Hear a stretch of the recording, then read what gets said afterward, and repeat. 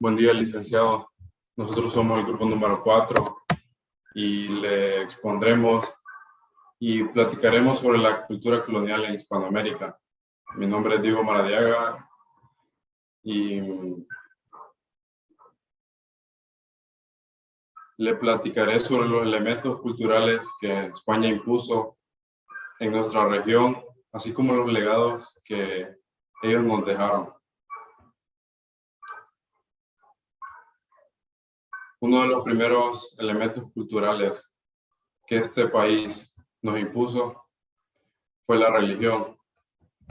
Y como se sabe, la Iglesia Católica desempeñó un papel muy importante en las tareas de descubrimiento, colonización, gobierno y educación en las Indias. En el año de 1493, el Papa Alejandro VI reconoció a los reyes de Castilla como señores de las Indias con la condición de que convirtieran a los nativos al cristianismo. Obligadamente, en todas las expediciones de la conquista tenía que haber como mínimo un sacerdote, pero en ocasiones esto no se podía. Durante aquel tiempo, la Iglesia Católica tenía un rol muy protagónico sobre la sociedad y muy influyente, ya que se pensaba, según sus creencias, que se, se venía el fin del mundo, el fin de los tiempos. Y durante la época colonial, la Iglesia impulsó decididamente la catequización de los indios, la educación en todos los niveles, incluyendo el universitario, el desarrollo de las artes y en general la alta cultura. De manera que en cuanto catequizaban, lo hacían de una manera no tan agresiva y violenta como se pensaba. Ellos implementaban una técnica que consistía en alejar lo más posible a los indígenas de sus dioses, de sus templos, de sus prácticas. Los llevaban a lugares tranquilos donde les hacían cambiar su forma de pensar y poco a poco les iban haciendo entender las creencias católicas.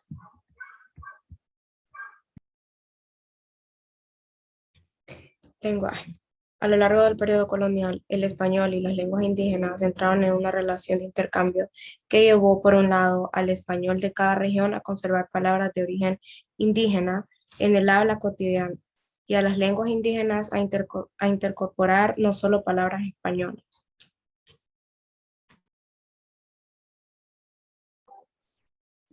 Algunas de las tradiciones que España impuso a América fueron la religión, las catedrales, los alimentos y las celebraciones católicas, como fiestas patronales o procesiones, entre otras. La religión que se impuso fue la religión católica, ya que es la creencia que actualmente más adeptos tiene en el continente americano. Además de que esto fue el resultado de todo un proceso de evangelización que costó sangre y la eliminación de cultos autóctonos. Sin embargo, las culturas indígenas se resistieron de una forma bastante creativa debido a que obligaron e incorporaron la fe católica en elementos de su propio universo de deidades.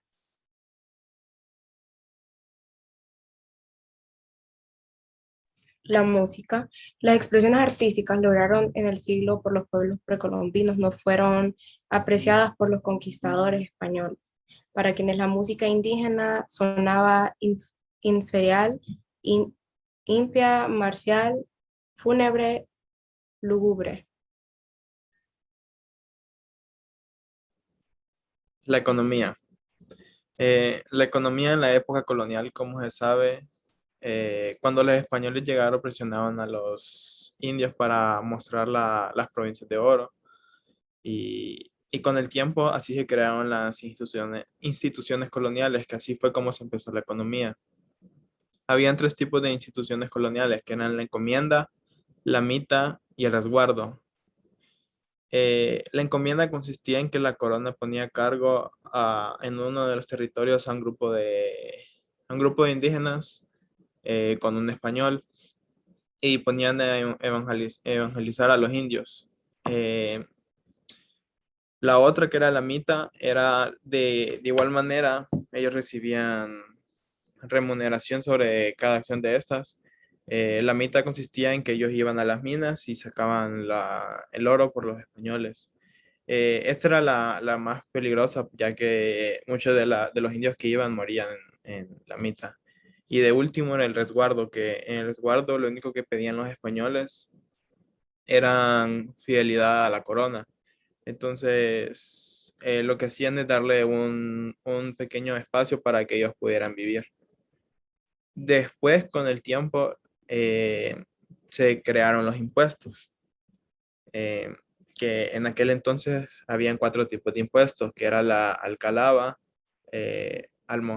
almohancitas, el estanzo y el diezmo. La escalaba consistía en que era el impuesto sobre la venta. El almojarita era el impuesto que se daba a las aduanas. El estanco era el impuesto que se le daba en los trabajos. Y el diezmo, que como se sabe en aquella época, la, cuando llegaron los españoles eran muy religiosos. Entonces, aquel impuesto, el diezmo, era el impuesto a la iglesia.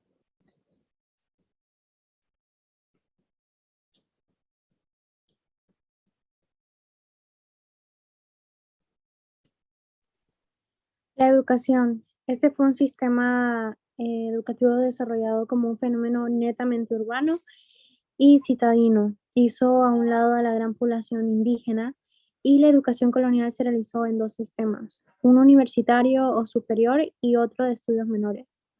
La educación superior otorgó diversos grados, bachillerato, licenciatura y doctorado. Los estudios se realizaban en colegios mayores y también en la universidad.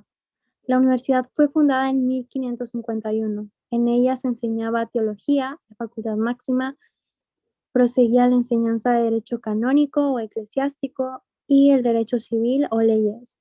En un escalón inferior se situaba la Facultad de Artes. Los colegios mayores que destacaron en la época colonial fueron el Colegio Mayor de Todos los Santos, el Real Colegio y Seminario de San Ildefonso y el Real y Pontificio Seminario Tridentino. Además, sobresalieron los colegios mayores y diocesanos. Los alumnos practicaban diversas disciplinas bajo el cuidado de un maestro especial. Los discípulos habían de tener 20 años, ser nobleza y limpieza de sangre, descender de españoles, tener buenos antecedentes morales y literarios. Los estudios menores tenían dos niveles, uno, el más bajo, el arte de leer, escribir y contar, y otro de segunda enseñanza, en donde el alumno era preparado para ir a la universidad. En este nivel se abocaban a estudiar la cultura clásica latina. Su objetivo era dominar el latín, el pilar principal de la cultura.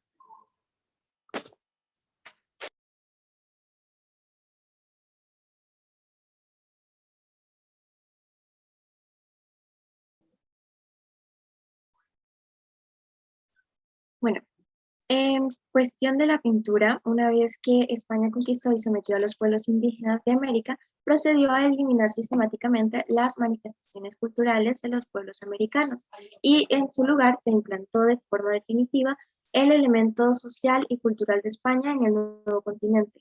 Es cierto que sobrevivieron muchos de los elementos y tradiciones precolombinas durante este periodo colonial, pero en la mayoría de los casos estas tradiciones se entremezclaron con los rasgos culturales españoles, formando de esta manera una larga cultura sincrética en América, aunque por supuesto dominada por la influencia española. La cultura virreinal no tuvo un carácter primordialmente letrado, sino que se fundó en el predominio de la imagen, y de ahí la importancia que revistió la pintura, que en un primer momento fue transmitida por los maestros europeos, pero luego adquirió vida propia. Su objeto fue casi siempre religioso debido a que se le entendió como un apoyo a la devoción de los fieles y una herramienta de catequesis, como también había sucedido siglos atrás en las iglesias medievales del Viejo Mundo. Y en efecto, cuando se examinan las pinturas, por ejemplo como la de la Catedral de Cusco, se puede constatar de inmediato que obedecen a todo un programa pedagógico destinado a introducir en la fe cristiana a los nuevos creyentes mediante imagen. En el periodo colonial, la Iglesia Católica fue la institución más poderosa en la transmisión de valores culturales, y debido a esto, su influencia se denotaba profundamente sobre el mundo artístico e intelectual, ya que controlaba la enseñanza formal y dominaba casi todos los instrumentos de expresión cultural. Y en efecto, desde principios de la colonización, España procuró trasplantar su patrón cultural a las colonias americanas y fue precisamente mediante la Iglesia que se logró ese objetivo. Aquí podemos observar una pintura de la Catedral del Cusco que fue hecha por Diego Quispetito y está mostrando a María mientras hila a la manera andina, que era lo que estaba mencionando sobre que muchas de estas pinturas se originaron con fines religiosos y de catequesis.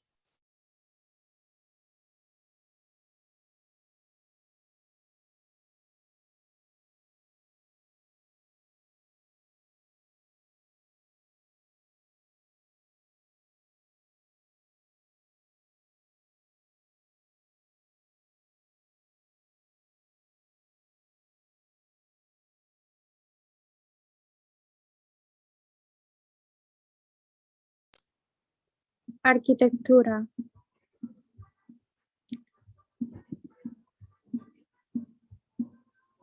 No cabe duda de que Honduras es un país lleno de mucha historia y de muchos espacios que a lo largo de los años se les ha considerado como monumentos. Muchas de esas construcciones arquitectónicas datan de muchos años antes de que se diera el proceso de independencia del país, por lo cual se les considera importante. Por ello hemos decidido presentar estos monumentos que nos ayudan a comprender gran parte de la historia del país, muchos de los cuales han conservado su estilo colonial hasta el día de hoy, como la que aparece en pantalla, que es la Iglesia Catedral de Comayagua. Otra sería la Iglesia La Merced, que fue construida a finales del siglo XVII. Esta construcción de estilo barroco tiene una hermosa ornamentación vegetal en yeserías en ambos cuerpos, y en su fachada están las estatuas de los mártires mercedarios, y en la parte superior está la imagen de San José y el niño, por tanto el lirio florido, y la imagen de la Virgen de la Merced, resguardada a ambos lados por dos ángeles. Es una de las más antiguas iglesias coloniales de Honduras y su interesante construcción tomó más de 30 años en concluirse, iniciando en 1611. Y en cuanto a la iglesia Catedral de Comayagua, está entre las iglesias más importantes que se construyeron en Honduras. Es un bello ejemplo de la arquitectura colonial hispanoamericana y su construcción duró un cuarto de siglo, siendo solamente consagrada en el año de 1715. Se distingue por las líneas armoniosas de su fachada. Muy bien, como siguiente punto tenemos la literatura, la cual data a escribirse desde la llegada de los españoles con Cristóbal Colón al continente americano. Varias de las características de la literatura colonial son la fusión de lenguajes, la cual es una mezcla entre el lenguaje de la crónica y el lenguaje poético. Luego está la mezcla de temas, que son temas variados como el amor, la religión, la filosofía, relatos de hechos históricos, etc. Como tercero está la Inquisición, la cual fue un fenómeno que retrasó en gran medida la promoción de la escritura y de textos. Luego está la lengua, la cual evidentemente se escribió en la lengua de su origen, que es la española. Luego está la exaltación de los reyes y los conquistadores. Hubo un especial enfoque en las figuras dentro de estos relatos. Y como último está el regreso a las estructuras formales, como lo es el soneto. Y en cuanto a los mayores expositores de este género, está Fray Bartolomé de las Casas, el cual escribió textos especialmente sobre asuntos religiosos y que guardaban relación con la iglesia.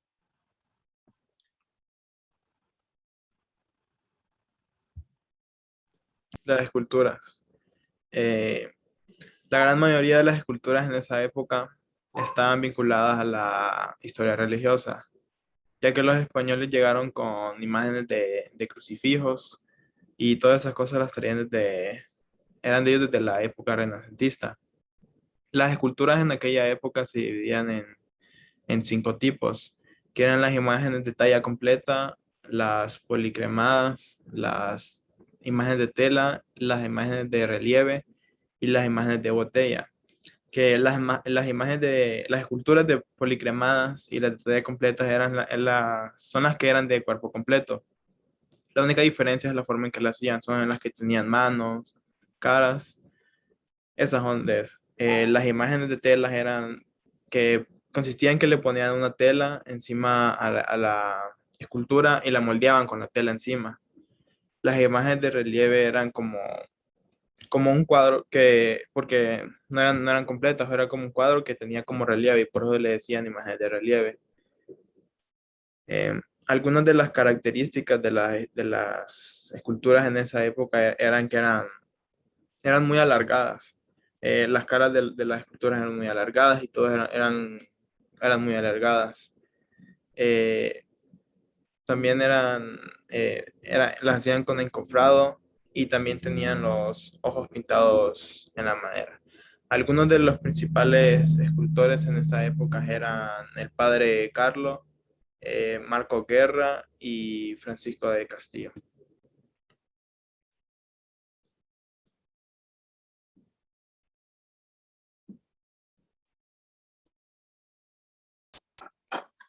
Muy bien.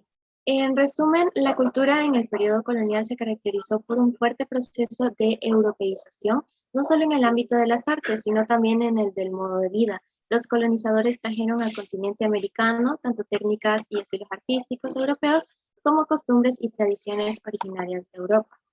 Aquí podemos ver los enlaces de los sitios web consultados para extraer la información y de esta manera finalizamos nuestra presentación. Agradecemos su atención.